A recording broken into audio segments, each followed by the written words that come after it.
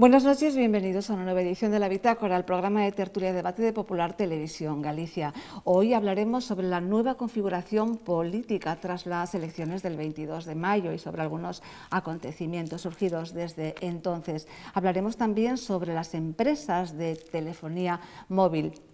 Lo haremos también sobre el Consorcio Audiovisual Gallego y sobre esta bacteria que nos tiene a todos tan preocupados. Precisamente con este tema vamos a hablar con nuestro entrevistado de hoy, experto en la materia, catedrático de Medicina Preventiva y Salud Pública y en la actualidad decano de la Facultad de Medicina en la Universidad de Santiago de Compostela. Él es el doctor Juan Jesús Gestal Otero.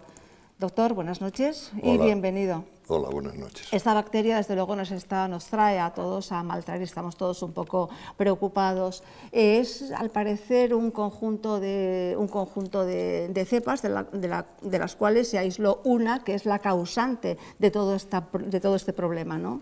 Así es, hay un gran número de Escherichia coli y de las Escherichia coli que son capaces de producir daños, hemorragias, las enterohemorrágicas, pues tenemos unas 250 y bueno, después hay ahí una muy conocida, que es la O157H7, que es responsable, digamos, de la mayoría de los cuadros de colitis hemorrágica y síndrome hemolítico urémico, y luego hay otras que llamamos no O157, entre las que está O104, responsable de este brote tan importante de gastroenteritis hemorrágica. Suelen vivir realmente con nosotros, ¿no? En el intestino de los animales rumiantes, ¿no? Sí, nosotros tenemos, no de estas, pero tenemos la Escherichia coli. Incluso en una época se decía que se podía hacer la identificación, podía ser nuestro carnet de identidad, estudiando las Escherichia coli de cada persona. Es un germen habitual de nuestro intestino, pero no estas cepas, obviamente no estas cepas patógenas. Sin embargo, estas cepas patógenas sí en los rumiantes y en el ganado vacuno. El ganado vacuno son frecuentes o se pueden encontrar en ellos y a ellos no les produce daños. Son frecuentes en ellos, pero cuando nos afectan a nosotros, a las personas, sí nos pueden producir estos cuadros, en ocasiones no tan graves y algunos graves, como los que se están produciendo, ocasionando pues muertes también. ¿Y el contagio es por agua contaminada, por las heces de estos animales o por carne contaminada, ¿no? Sí, bueno, realmente... O pepinos que hayan tenido, digamos, que se haya roto la cadena de higiene, digamos, y se han contaminado, ¿no? Vamos a ver, pero hay que poner siempre un orden. Y si ponemos el orden desde el conocimiento, el primer conocimiento que tenemos de daño humano es en el 82, creo recordar, en Oregón, Estados Unidos, pero después va a ser en el 93 y después ya en el 96 que se producen unos brotes muy importantes en unas cadenas de restaurantes de comida china, y fundamentalmente está relacionado con carnes y con hamburguesas que no se habían preparado, etcétera, con las condiciones higiénicas adecuadas y sobre todo no habían tenido el tratamiento de temperatura, porque este es un germen que con 60 grados se destruye, o sea que en los alimentos cocinados no plantea problemas. Entonces llamó la enfermedad de las hamburguesas, y esto hoy es un poco curioso. Y digamos que la carne, las carnes que en la evisceración de los animales se pueden contaminar, digamos, son el vehículo más importante. Y después se han ido viendo, se ha visto en leche no pasteurizada, leche cruda, digamos, se ha visto en sidra también no pasteurizada, se han encontrado en tomates, en verduras, pero eso es, digamos, menos frecuente, y en pepinos es realmente un poco extraño. También ha habido, pero realmente es muy raro el tema en los pepinos.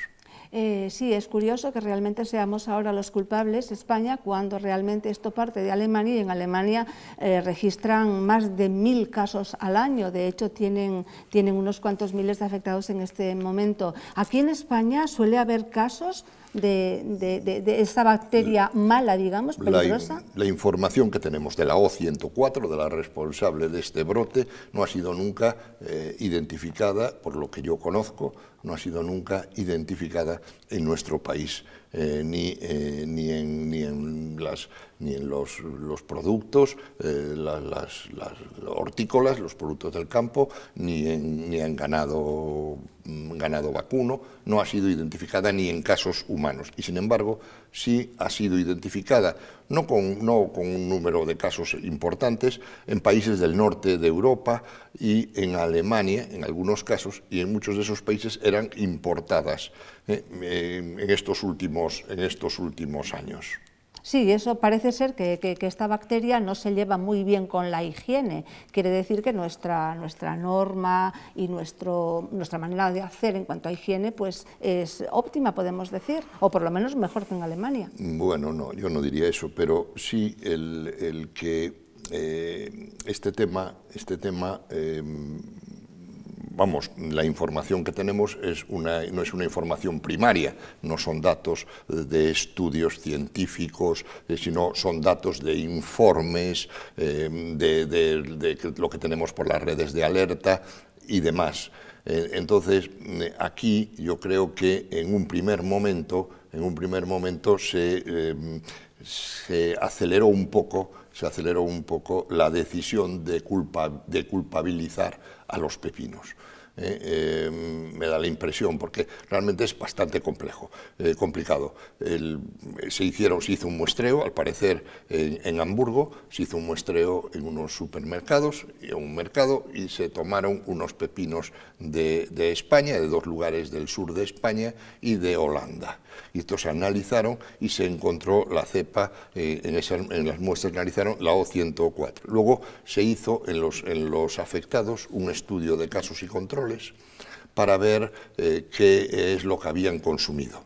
Y en esto pues encontraron en los casos que el 88% habían consumido pepinos y en los controles un 55%. Y bueno, y en base a eso fundamentaron la causalidad de los pepinos y en base a eso inicialmente dieron la alerta el día 22, el 22 de mayo, en relación con los pepinos de procedencia de España y de Holanda. Y esto, claro, bien, había que estar, yo pienso, más seguro, porque ahora han visto que no es la misma cepa. Sí, han visto que no es la misma cepa, pero claro, han ocasionado un daño importante. Y además hay aquí una cuestión que es importante. Todos los casos han estado en Alemania y fundamentalmente en Hamburgo. En la zona de Hamburgo, sí. Qué curioso, ¿no? Entonces, incluso un caso que tenemos en San Sebastián también ha estado allá. Entonces, bueno, habría que buscar... Que se ha descartado el que sea debido a esto, que hay una relación con la bacteria. Sí.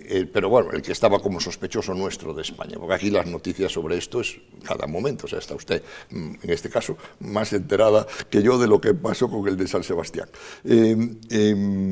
Pero en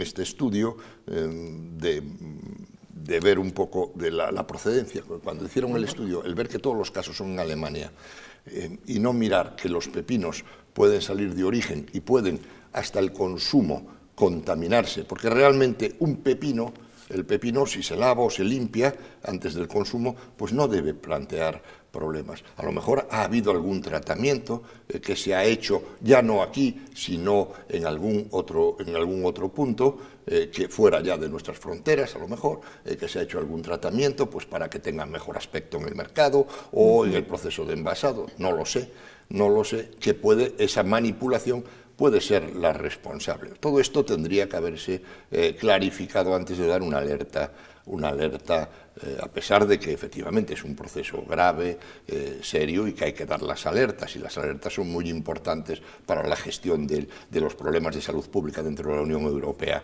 pero me da la impresión de que no se ataron todos los cabos bien antes de dar la alerta. Sí, no se fue ágil y bueno, sí, efectivamente.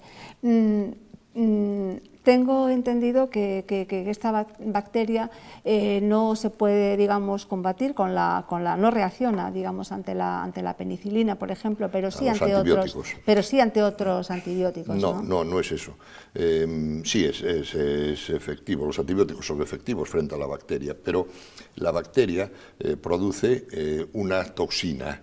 Se llama toxina SIGA, porque es igual que la de unos tipos, hay dos tipos, similar a la de las sigelas disenterie, de la sigela SIGA.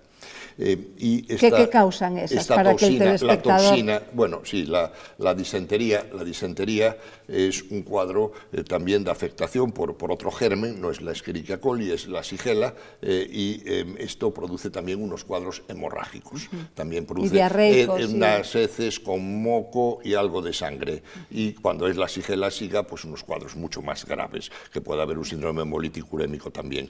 Y esta toxina en la Escherichia coli, que ya se había descubierto en el laboratorio en los años 70, y después esos brotes del 82 que le decía, y demás se ha caracterizado, y es una toxina.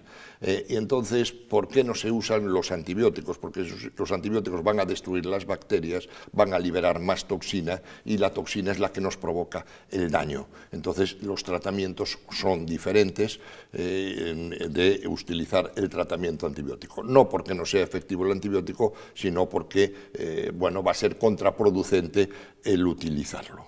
¿Qué consejos podemos dar a nuestros telespectadores para que, bueno, pues que estén tranquilos y un poco medidas preventivas higiénicas? Bueno, tranquilidad total. En relación con este asunto, nosotros aquí, tranquilidad total. Bueno, si alguna persona ha estado en Alemania y presenta un cuadro de disentería, o sea, heces con algo de sangre, pues indudablemente debe de acudir a su médico, debe de alertarle de que puede tener algo que ver con este tema y para tomar medidas con él, controlarlo y demás, nada más. Después, en lo tocante a lo que debemos nosotros comportarnos en relación con la prevención de las gastroenteritis hemorrágicas por Escherichia coli, enterohemorrágica, pues son normas básicas de higiene. Lavado de manos antes de comer, las verduras, todas las hortalizas, pues que vayan a comerse crudas, lavarlas bien, y lo que sea, por ejemplo, pues la carne, el cocinarla, que la carne pues no sea una carne, no esté roja, que esté más hecha, que alcance por tanto 60 grados, sobre todo en las hamburguesas. Y la leche, pues la leche, y aquí la tomamos pasteurizada, pero si alguien no, pues que la hierva, y el agua, pues asegurarse que es un agua potable, y si no, pues hervirla y orearla un poco, airearla para que recupere su sabor. Son medidas básicas de higiene. Y seguir comiendo pepinos bien lavaditos, y este es el consejo, ¿verdad? No veo que además ahora con el calor pues están los gazpachos, que están muy ricos. Así, aunque no es muy típico de Galicia precisamente el gazpacho, ¿no? No es típico de aquí, pero ya estamos casi con temperaturas de gazpacho esta primavera. Muy bien, pues hemos llegado ya al final del tiempo, doctor. Muchísimas gracias por estas pinceladas tan interesantes, pero sabemos que tiene mucho que decir, muy interesante, y esperamos verlo en una nueva oportunidad. Muchísimas gracias. Gracias a ustedes. Paramos un momento, como siempre, la pausa, y volvemos con la tertulia. Hasta ahora mismo.